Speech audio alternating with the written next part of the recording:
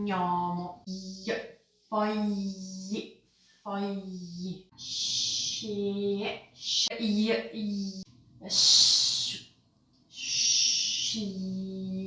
Ok, questi sono suoni difficili da fare. Ora vi spiego come. Sigla.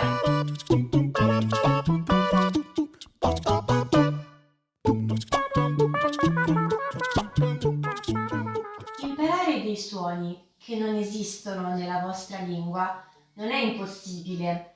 Ogni essere umano nasce con l'abilità di imparare una lingua e allo stesso modo se ne può imparare una seconda, una terza, una quarta, quante ne volete. Ovvio, per i bambini è tutto più facile, ma come imparano in realtà i bambini?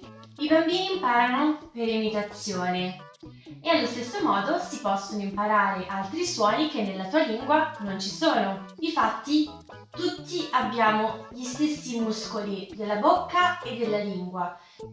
Si possono allenare i muscoli della bocca e della lingua per imitare questi suoni. Tutti possono farlo.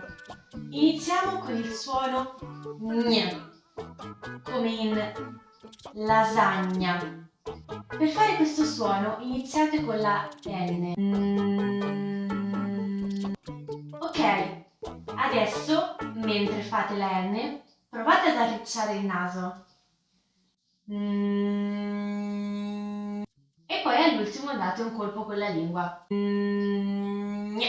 Eccolo qua. Quando invece trovate GL avete due possibilità, un po' come la C e la G.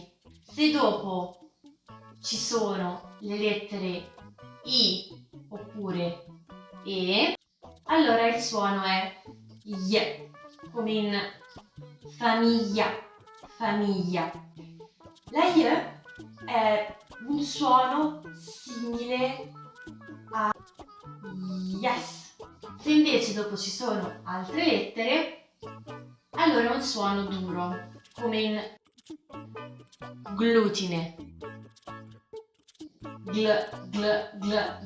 Glutine. Se siete intolleranti come me. È un po' come fare i gargarismi. Presente quando sciacquate la bocca. È un suono che parte dalla gola. Adesso proviamo con SC. La SC dolce, il suono è sh, come prosciutto. Prosciutto è invece duro come in schiacciata. Schiacciata. Prosciutto e schiacciata. Ok, e con questo è tutto. Ci vediamo al prossimo video con altre lezioni di pronuncia.